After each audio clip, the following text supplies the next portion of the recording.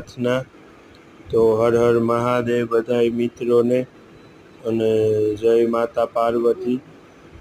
તો ચેનલને like share subscribe કરો ન કરો, દર્શન જરૂર કરજો।